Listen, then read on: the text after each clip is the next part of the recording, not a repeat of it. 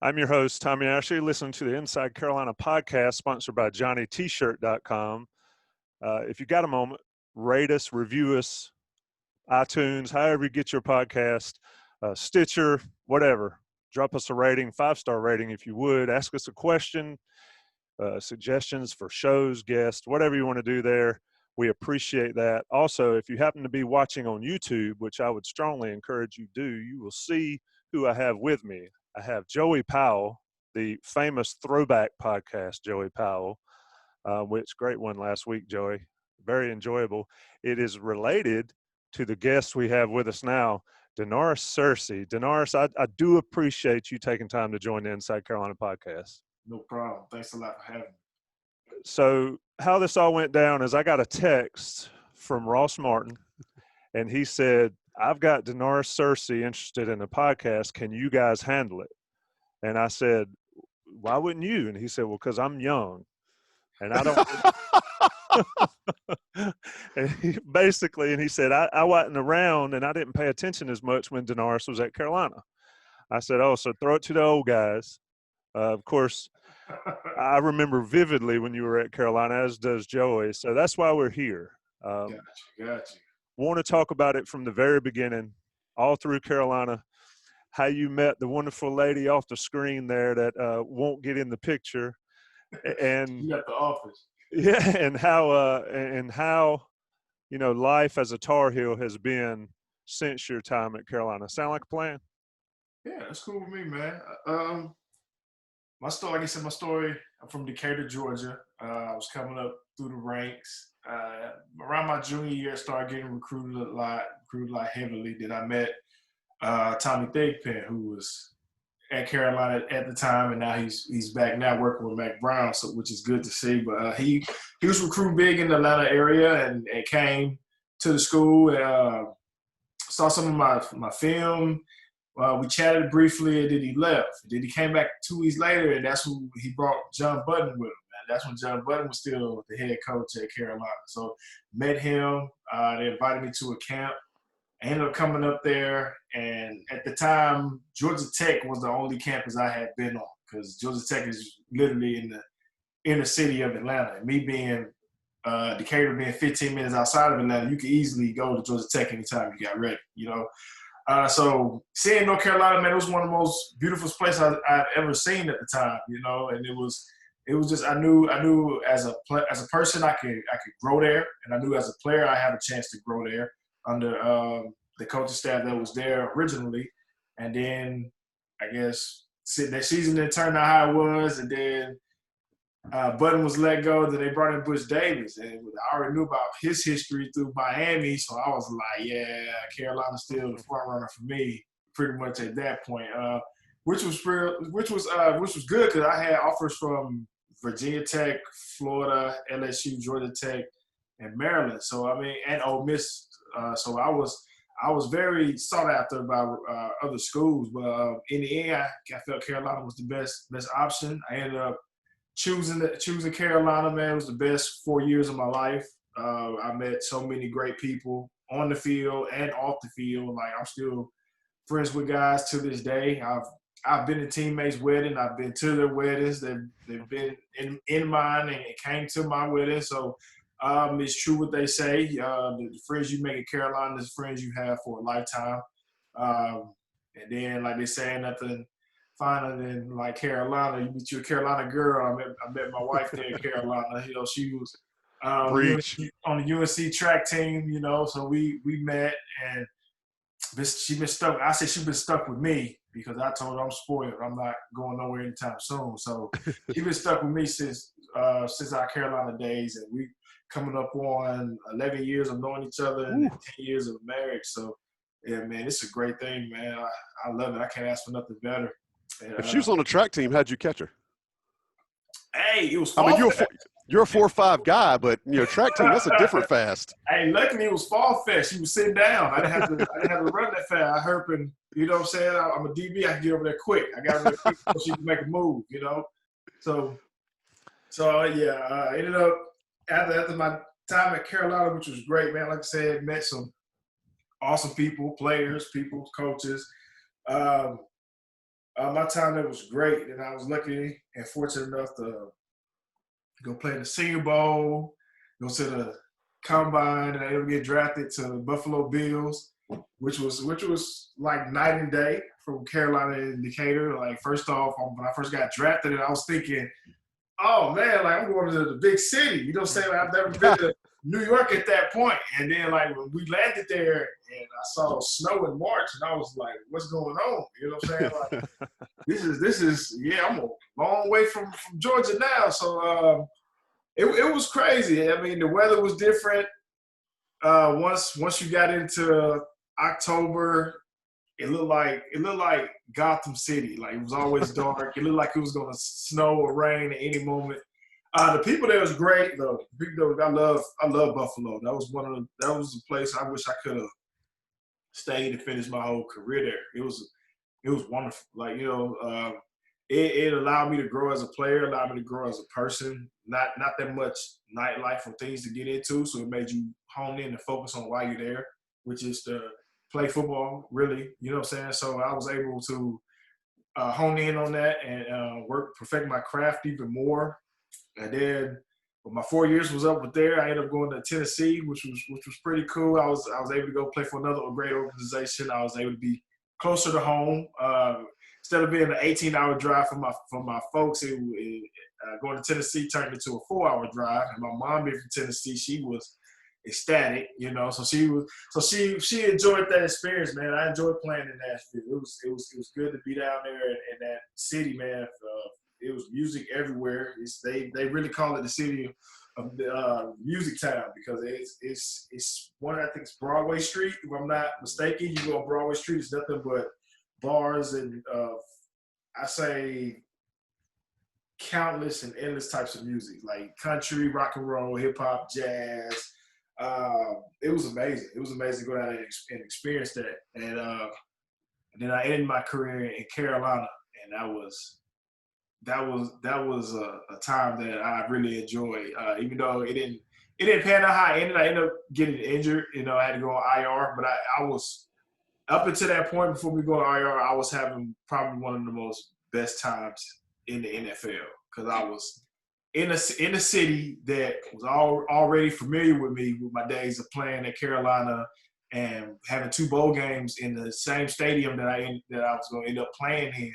So I knew I had a big fan base here, and it showed doing mini camp and it showed doing training camp because I seen so many like Carolina people out there with my like Tar Heel pictures and whatnot doing training camp. So I love signing autographs every day doing training camp. It was good to see people out there, but it was a short-lived season, like I said, but it was still full of great memories. I got to play beside Julius Peppers, which was crazy. Like, I remember Peppers just coming and standing on the sideline when I was at Carolina playing football games. And that just showed a testament to his longevity because he was still playing, and I was going into my 8th year, and I remember him coming on the sideline when I was a sophomore at Carolina. So, man, that just shows how freakish of an athlete he is. So then, after the 2018 season, sat down with my family and then decided to walk away from the game. I had played long enough. It was time for me. I was ready for the end that chapter of my life. It was like a check, like a goal checked off the list, a dream.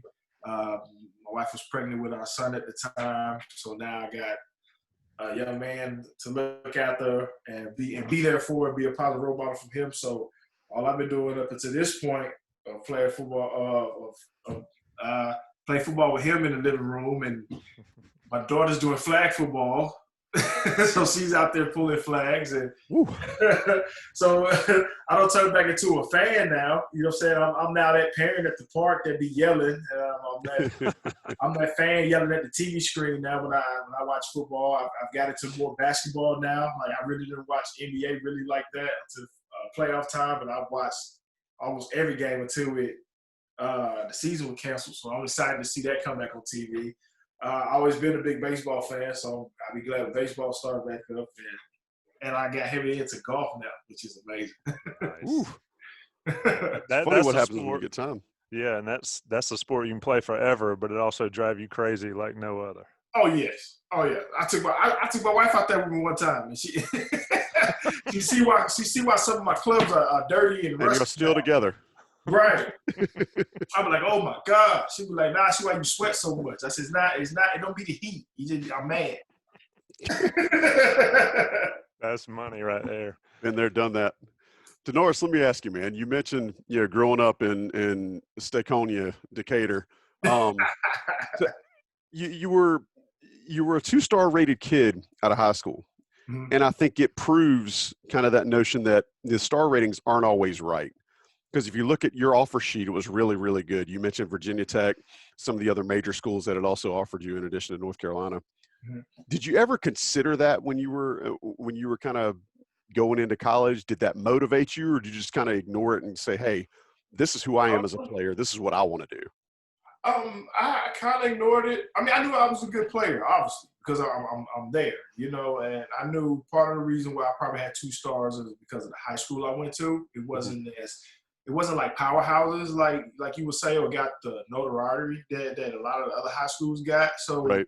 my high school is kind of hard to find in Decatur. If you're not from Decatur, you don't know where my high school is. So it's kind of like Tommy Thibodeau always say he found a diamond in the rough because my high school, not too many guys come out of there. So I mean, I've always believed in my talent, and I knew I was good. I just knew I just needed somebody to believe in me, and fortunately, I had a lot of schools believe in me and wanted my services. So I mean, it was great. I started realizing like all my hard work is paying off for sure, and I was going to choose the best option that was going to help me continue to grow as a player and as a person. And Carolina was that choice that did it for me. Let me ask you about your time at Carolina specifically. I know you played a little bit in 2007. You may have played in all 11 games, 12 games, but 2008, I think when I really started knowing who Da'Norris Searcy was as a football player was in that bowl game against West Virginia. Yeah. There. And that we were there. I've never seen so many people sing whatever that song West Virginians sing after that ball game. Those people came out of the woodwork, but Terrible song. Right. To their credit, they sing it and they all know the words. So it must be a simple one to learn for West Virginia folks.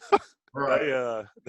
But talk about that game as sort of maybe your coming out party, because the year after you started, Tremaine Goddard, I believe, had moved on, and you started, and just talk about how one game that we see really pushes you forward into being the player you become. When I came in, it was for me, I had to learn, because being a two-way player, I was always on, what I'm saying, open book. And our defense didn't run too many plays. We had three coverages, 3-2 in man, and I was at linebacker, so a lot of times I blitzed, so I had to come. So freshman year was a big learning curve for myself. I had to learn a whole lot of terminology that I had never heard before. You talk in high school, but it's not on the magnitude of how you got to talk in college. And then it's especially not on the magnitude of how you got to talk on the field in the NFL. So that's what I had to grasp coming from high school to college. So it wasn't until like midway through my freshman year, that season, that I finally picked up on the playbook.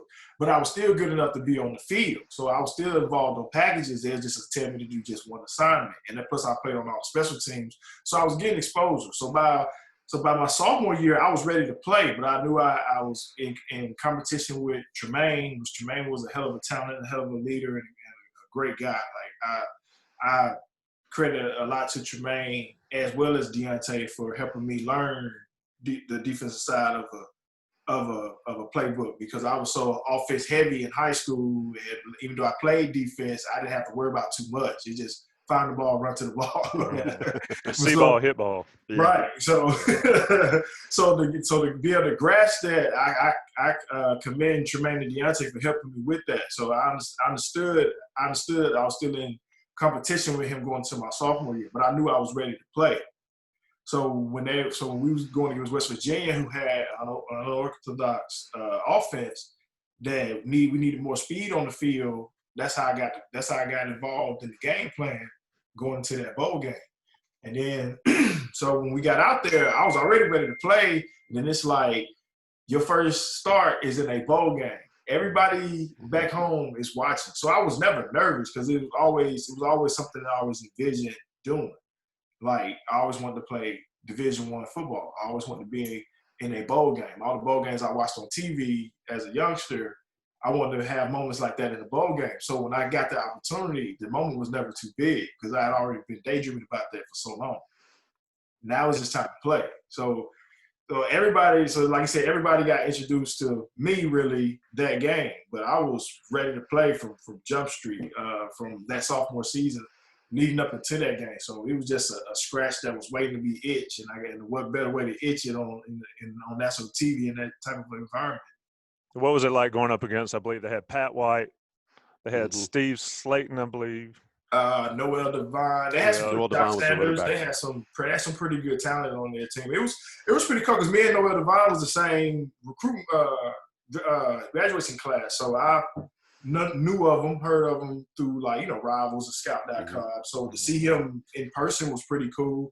It was just all my admiring went out the way doing warm-ups. Now I look over there and admire who's over there, because they're pretty good players. But once the coin is tossed, we have to play. So it was about competition. I enjoyed the experience. I enjoyed the experience of playing in that type of crowd, playing with those guys that was on that team at the time.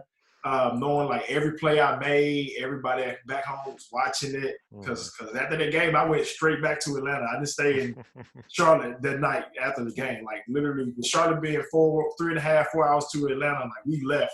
My entire family left after the game, and so it was good to be back at home and getting that praise. I was glad I had a good game, and it propelled me going into that next spring, which I kept getting better, and then I ended up starting beside Deontay my junior and senior year, and I kept excelling.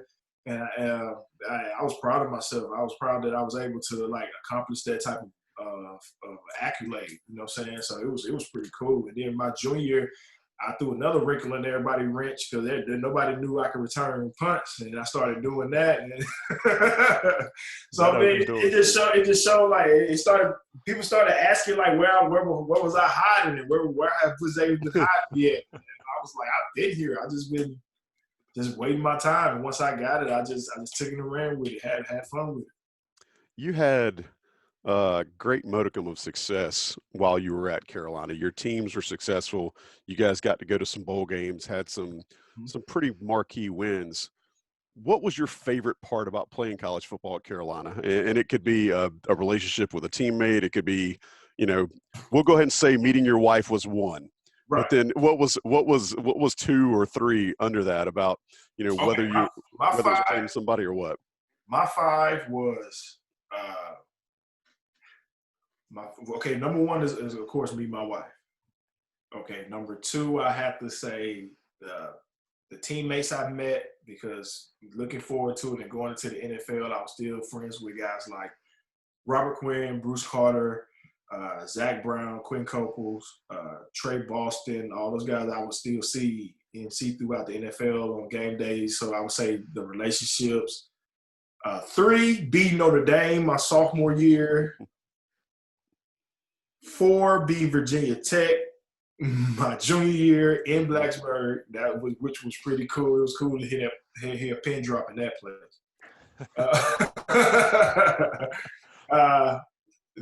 And also beating, I say I got tied for 4.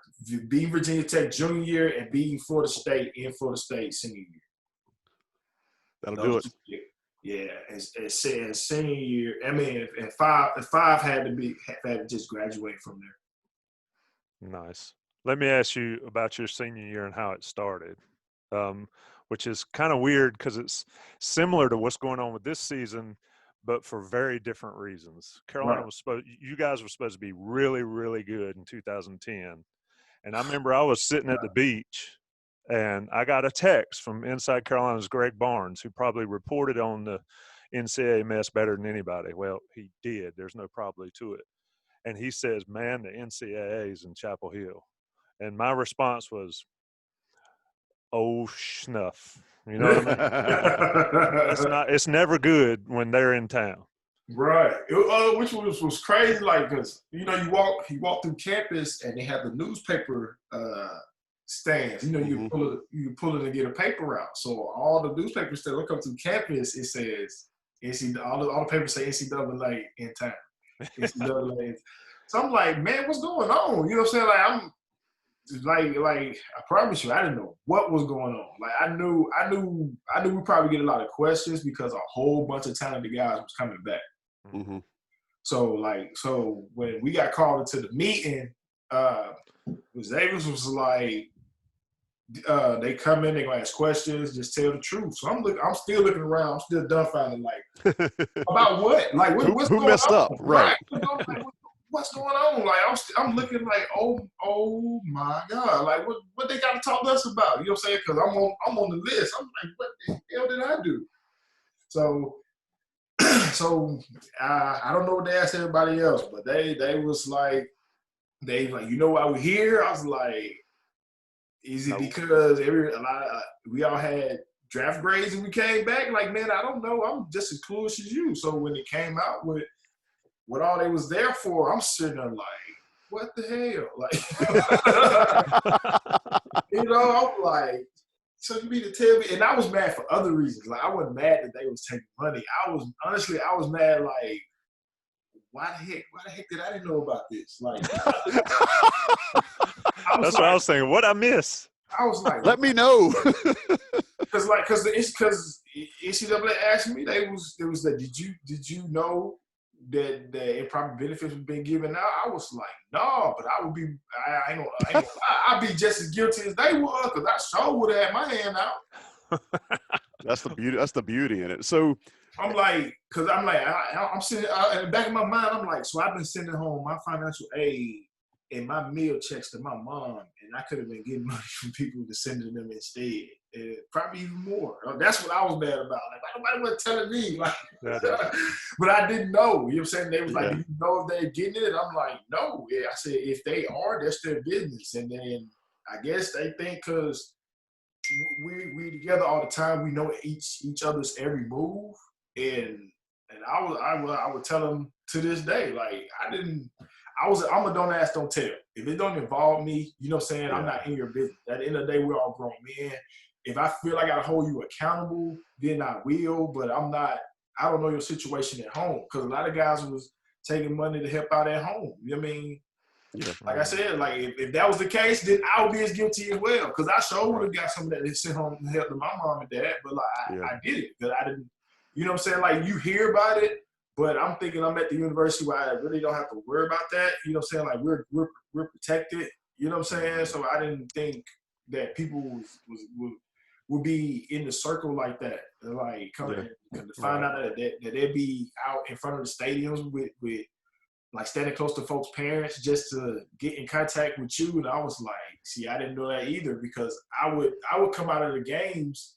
And once I meet up with my family, we didn't stick around and talk with the other families. It wasn't no disrespect to the other families. It just my mom and dad came to see me. You know what I'm saying? So when I came out and I greeted them and they, man, you had a hell of a game, all my congrats, we would leave and go get something to eat because they got to get on the road in the morning. It's a 6-hour drive from Chapel Hill back to Georgia. They got to go to work on Monday.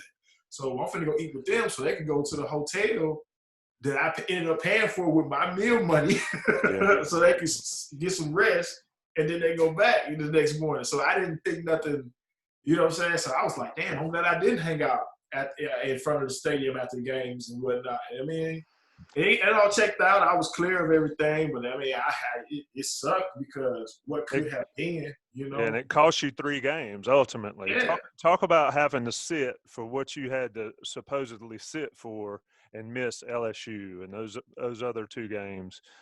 I mean, from a player standpoint, people don't – and that's one thing that is frustrating for me is people don't understand guys like you and what position you guys are in. You've explained it on the financial side there, and I 100% agree, and it sounds like the NCAA is trying to come around now. It's a little late, but having to sit – I believe if my memory serves, you had a professor that was – overseas somewhere or something to that effect. That was the story, at least. So first it was NCAA, And then I think the university itself came out with an investigation because it was a tutor was reported doing guys' work. Mm-hmm. So I got cleared through NCAA when they found out I didn't do anything. So now I'm dealing with the school because we all work with this one professor, with this one tutor, but I think some of the guys, she actually wrote some of the guys' paper. Mm-hmm. But so they interviewed me because I had worked with her, but I was like, no, she didn't write anything for me. So they had it was this one paper, which was an assignment from a teacher. It was a 10-page paper that this teacher assigned us to write. And it was pretty much, you got to write about what you're passionate about. So I just wrote about me playing football from Pop Warner to Carolina now. Because at the time I was a junior. So when I wrote the paper, I was a junior. So I just wrote, it's easy to write about you. It's like if you did anything from 4 to now, you could game. So that's what I chose. She said it could be anything. You know what I'm saying? So that's what I chose. And so they was like, did somebody write this for you? I said, man, it's a paper about me playing football and my journey from childhood to now, you know? So we had to talk to the professor to make sure this was a required assignment. And the thing about it, after that semester, she had already told us she was going to study abroad in Africa or Europe, wherever she said she was going. She told the class that, you know. So I was like, man, I hope y'all can find her because as far as I know, that's what she said. And of course, they said I was telling the truth. So they had to get in contact with this lady. And it took them, wherever she was at, whatever village or wherever she was at, they had to go find this lady. And they went and found her. And she classified everything, cleared it up. And when I got cleared to play, it was already 3 games.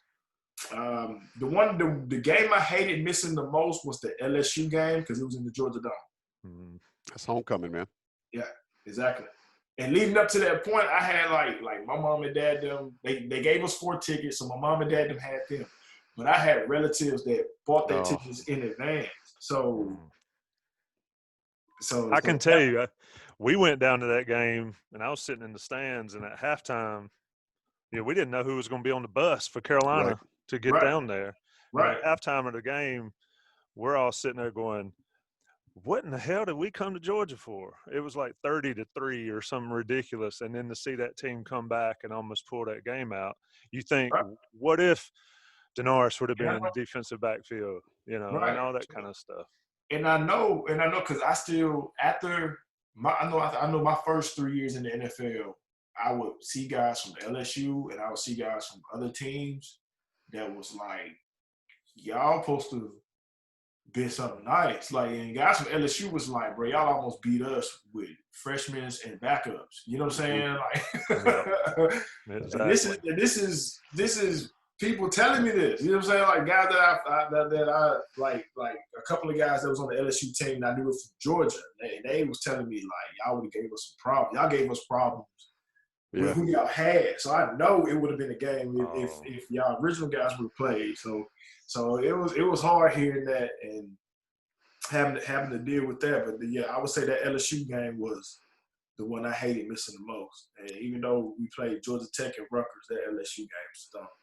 Let's talk about the league a little bit. I mean, you went on to have a phenomenal career, and you kind of scratched the surface of it a little bit early for us. But your first sack in the NFL was on Tom Brady. Oh yeah. Talk about that. I mean, I hate to throw just a talk about there at you, but I mean that's a big story in and of itself, man. I mean, your first sack is against the Hall of Famer and maybe one of the best quarterbacks of our generation. Tell us about it. I got that hanging up in the man cave. I got that picture. That was in a nutshell within itself. That was an amazing experience. I mean, it was about my 3rd year. We had just got a new coaching regime in, so the defense we ran, man. It was designed to put guys everywhere. So like on that particular play, I was a linebacker. You know what I'm saying? So something I had done since high school, and then it was a blitz call, and I came through free. And then, like I said, it was a layup sack, but hey, I take it on counts. Right, counts. They all count. Did he say anything after you took him down?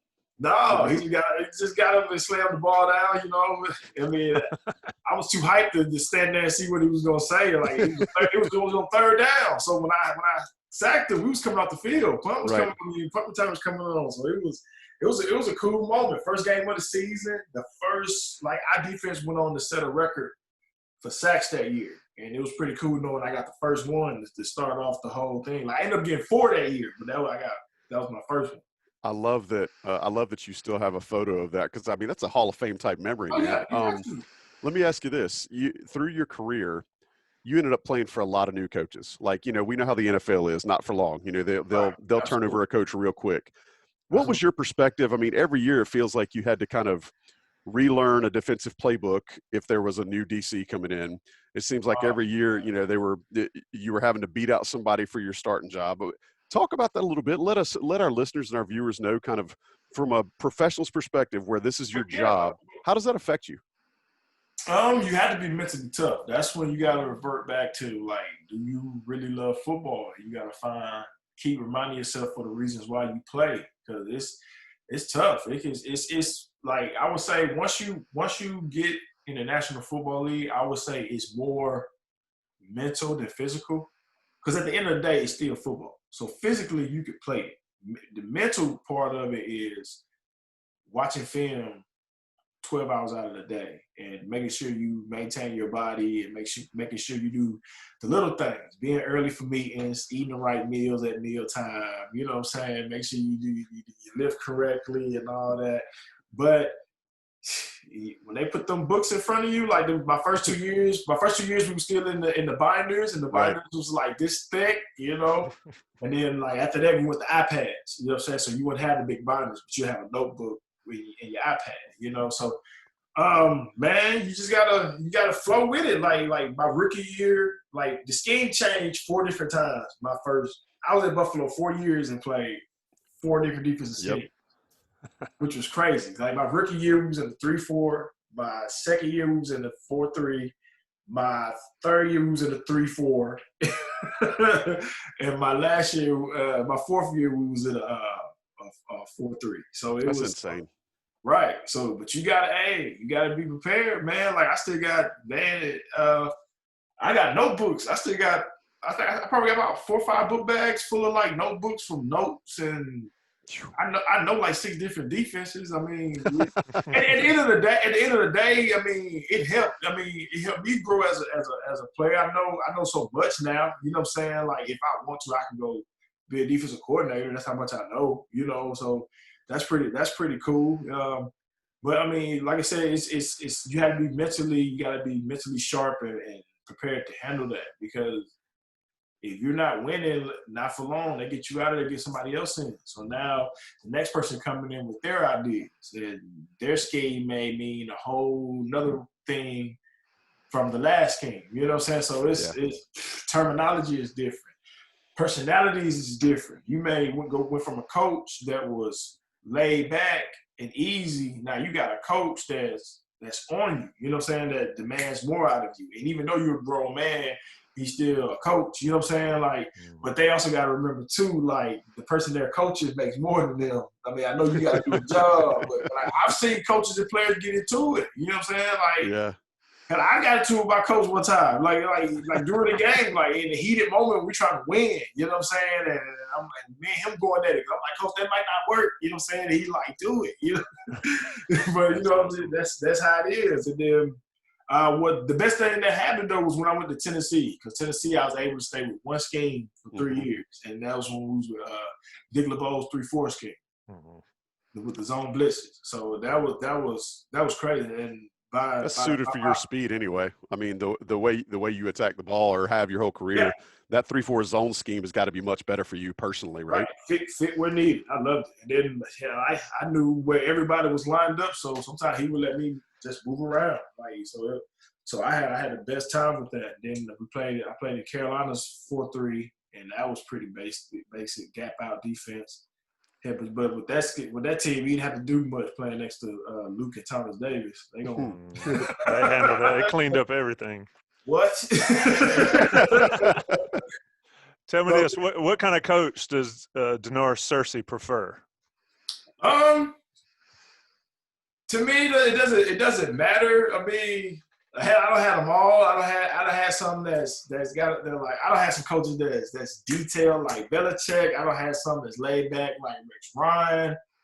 I don't have former players as coaches. You know what I'm saying? So they more so on they know what you're going through. So those have been the best coaches to me. Coaches who are like former players that I work with. Those to me, like don't get me wrong, I love all of them, but those are the best because they personally like even though you may have an older coach that played during the 70s and whatnot, it's like nah, hell no, the game is different now than from when you played.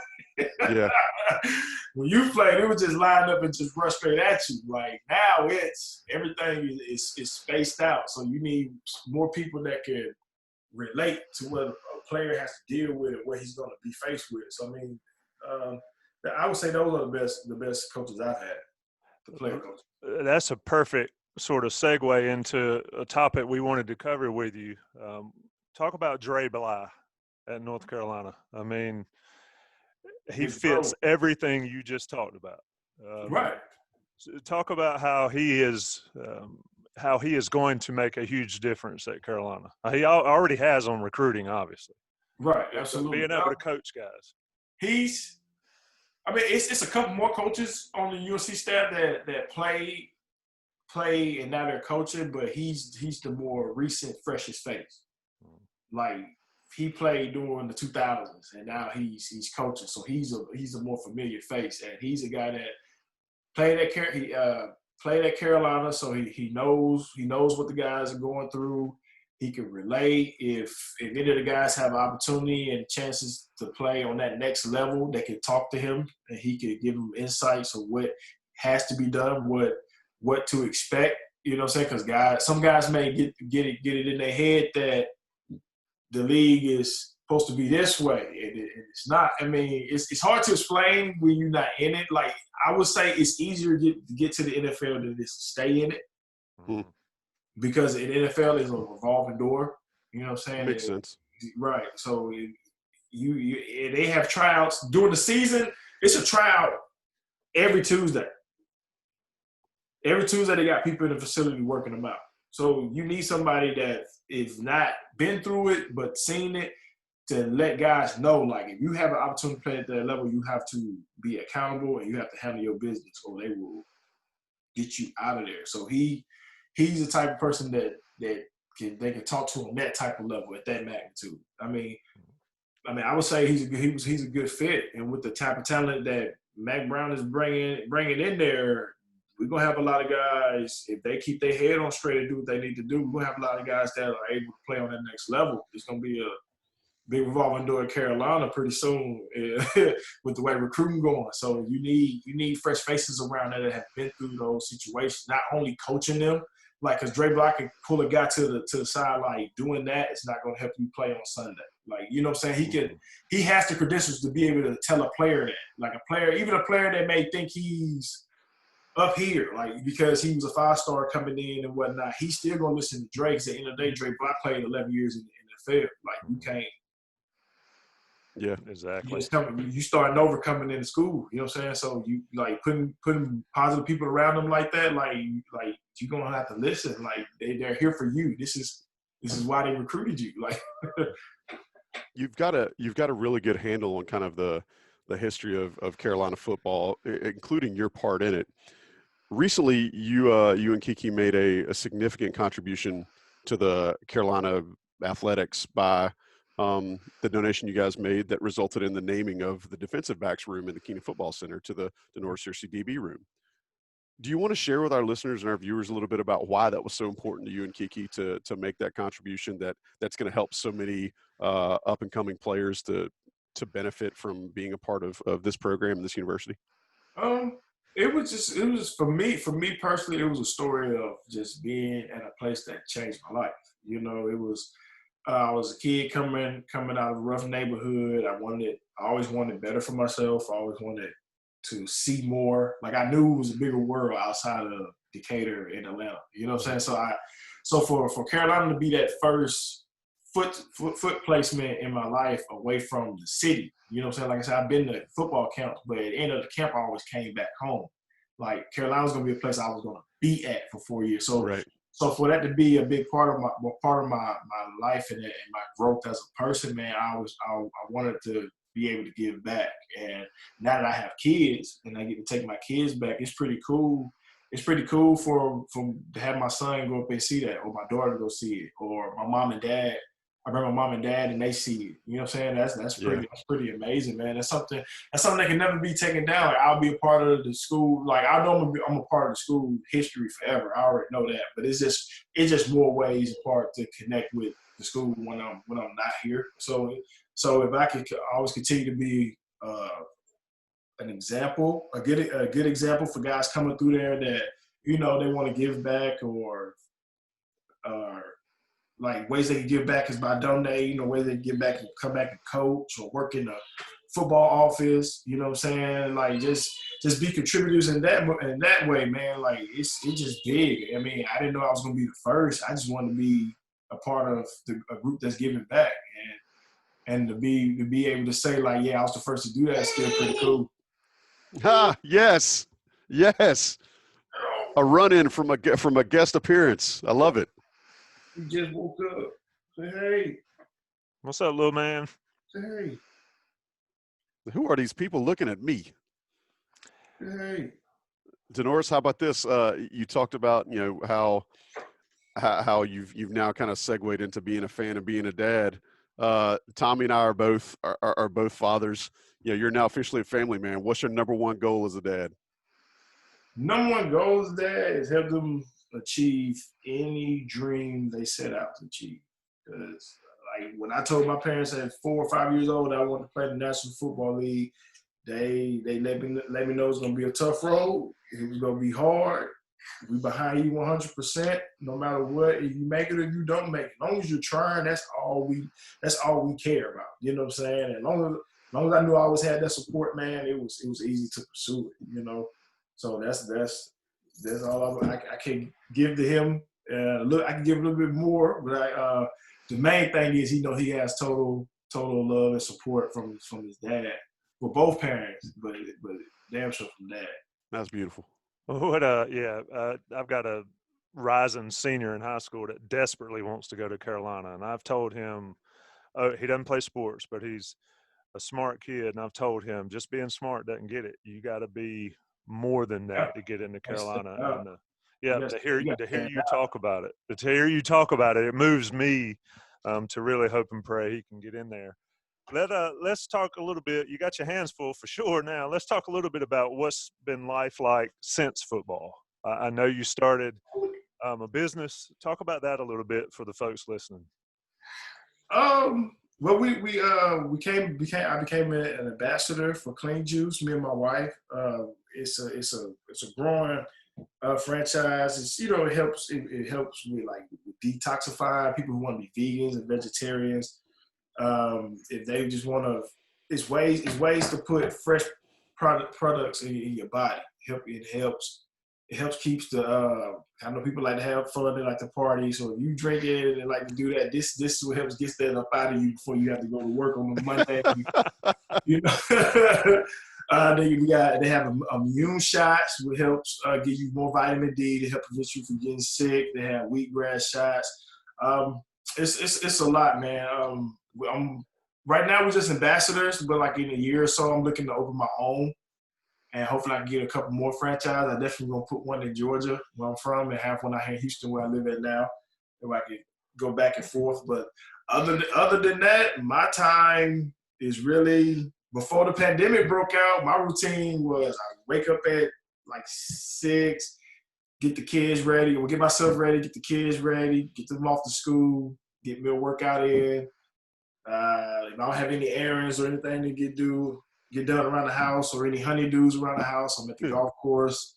I go to happy hour up the street. I know the owner at this bar right outside the neighborhood. I go up there to happy hour and have a couple glasses of wine and whatnot. Still around the area and the community and whatnot. I'm on the PTO. I'm on parent-teacher organization. You know, I go set up for like events at my daughter's elementary school. That's awesome.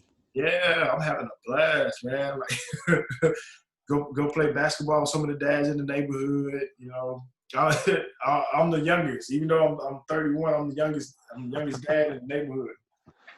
What last question for you. Talk about North Carolina football these days. What do you think Mac Brown's accomplishing at Carolina? Oh man, you can already see it. You can from what's that? The